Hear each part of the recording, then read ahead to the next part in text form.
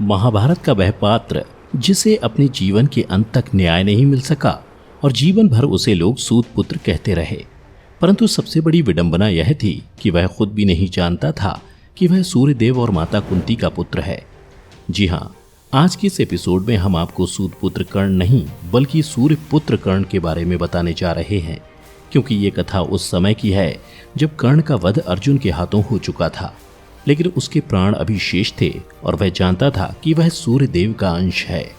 आज मैं आपको बताऊंगा कि शरीर त्यागने से पहले जब श्री कृष्ण कर्ण के निकट गए तो कर्ण ने उनसे अपनी कौन सी अंतिम इच्छा बतलाई। नमस्कार दर्शकों, द डिवाइन टेल्स पर आपका एक बार फिर से स्वागत है।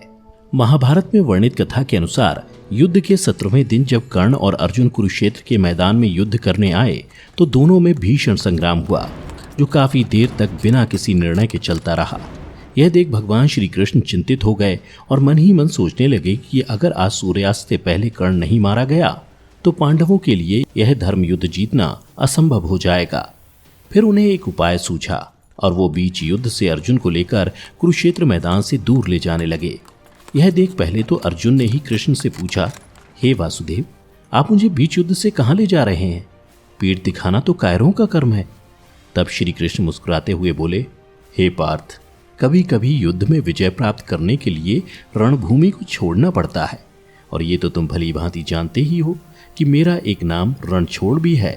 उधर अर्जुन को युद्ध के मैदान से दूर जाता हुआ देख कर्ण मन ही मन सोचने लगा कि भला वासुदेव अर्जुन को कहाँ लेकर जा रहे हैं, और यही सोचकर वह भी अर्जुन के रथ के पीछे उसे ललकारता हुआ चल पड़ा। कर्ण की ललकार सुनकर अर्जुन श्री कृष्ण को रथ रोकने के लिए कहते रहे, परंतु श्री कृष्ण मुस्कुराते हुए आगे बढ़ते रहे। कुछ दूर कर्ण के पीछा करने पर श्री कृष्ण ने अर्जुन के रथ को रोक दिया और फिर दोनों ओर से बाणों की वर्षा होने लगी। इसी बीच कर्ण के रथ का एक पहिया भूमि में धंस गया। यह देख अर्जुन ने कर्ण पर बाण चलाना रोक दिया। तब श्री कृष्ण अर्जुन से बोले, पार्थ, तुमने बाण चलाना क्यों रोक दिया? तब अर्जुन ने कहा, वासुदेव, क्या आप देख नहीं रहे कि कर्ण के एक रथ का पहिया जमीन में धंस गया है? तब श्री कृष्ण अर्जुन से बोले, पार्थ, कर्ण एक महारथी योद्धा है और चाहे तो वह अपना रथ बदल सकता है। इतने में ही उधर से कर्ण बोले, अर्जुन, मेरे रथ का पहिया धंस गया है और मैं उसे निकालने के लिए नीचे उतर रहा हूँ, अभी बाण मत चलाना। कर्ण की बातें सुनकर श्री कृष्ण बोले, धनंजय, यही कर्ण के वध का उचित समय है। कृष्ण के मुख से ऐसी बातें सुनकर अर्जुन ने कहा, हे नारायण, कर्ण अभी पैदल है, ऐसे में मैं उस पर प्रहार नहीं कर सकता। तब श्री कृष्ण ने कहा, हे अर्जुन, तुम किस धर्म की बात कर रहे हो? क्या रणभूमि में कर्ण ने अभिमन्यु पर प्रहार करते समय युद्ध नियमों के बारे में सोचा था क्या? उस समय भीष्म पितामह ने युद्ध नियम नहीं बनाए थे, और जब कर्ण ने भरी सभा में द्रौपदी को वेश्या कह उनके मान सम्मान को छिन्न भिन्न कर दिया था, क्या तुम ये सब भूल गए? हे पार्थ, महारथी कर्ण अधर्म का भागीदार है, इसलिए इसे इसकी सजा अवश्य मिलनी चाहिए। हे पार्थ, धर्म की बात छोड़ो और कर्ण पर अंजुलिका अस्त्र से प्रहार करो। श्री कृष्ण की बातें सुनकर अर्जुन ने कर्ण पर अंजुलिका अस्त्र चलाया, जो कर्ण के गर्दन के बीचों बीच जा लगा। परिणाम स्वरूप कर्ण उस बाण के प्रहार से मृत्यु के निकट पहुंच गया। उसके बाद श्री कृष्ण के मन में कर्ण की दानवीरता की परीक्षा लेने का विचार आया और वह एक ब्राह्मण का रूप धारण कर कर्ण के निकट पहुंच गए और उनसे पूछने लगे, हे अंगराज, मैंने आपकी दानवीरता के बहुत गुणगान सुने हैं। मैं आपसे एक उपकार की अपेक्षा करता हूँ, कृपया मेरी सहायता करें।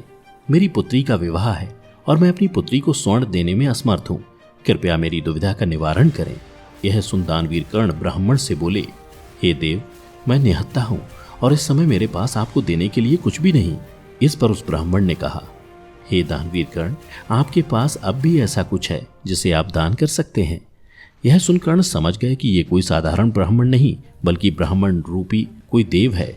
असमंजस में पड़ते हुए कर्ण उस ब्राह्मण से पूछने लगे, हे ब्राह्मण, मेरे पास वो क्या है जिससे मैं आपकी सहायता कर सकता हूँ?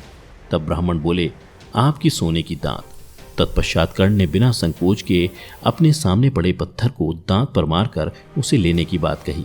यह सुन ब्राह्मण कहने लगे, राजन, दान दानवीर द्वारा दिया जाता है, स्वयं नहीं लिया जाता।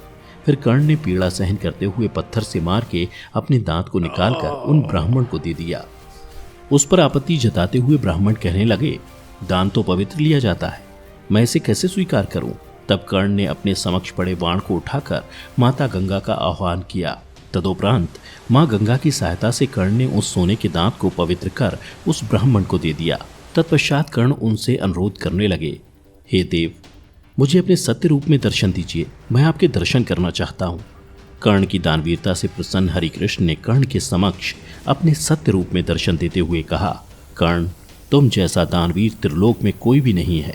जब तक इस संसार में सूर्य और चंद्रमा रहेगा तब तक तुम्हारा नाम दानवीर कर्ण के नाम से जाना जाएगा। मैं तुम्हारी दानवीरता से अत्यंत प्रसन्न हूँ। तुम मुझसे जो चाहो वरदान मांग सकते हो।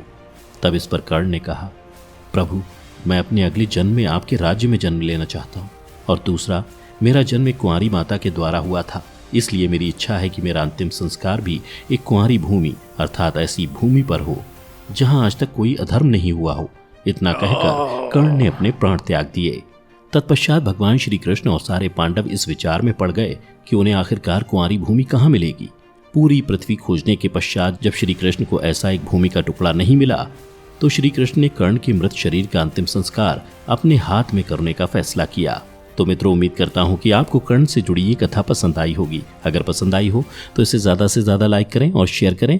ऐसी ही और आध्यात्मिक और पौराणिक कथाओं के बारे में जानने के लिए अभी हमारे चैनल को सब्सक्राइब कर लें। और अगर आप हमारी ये वीडियो फेसबुक पर देख रहे हैं तो हमारे Facebook page the divine tales को भी लाइक करें। आज की वीडियो में इतना ही। अब हमें इजाज़त दें। आपका बहुत बहुत शुक्रिया।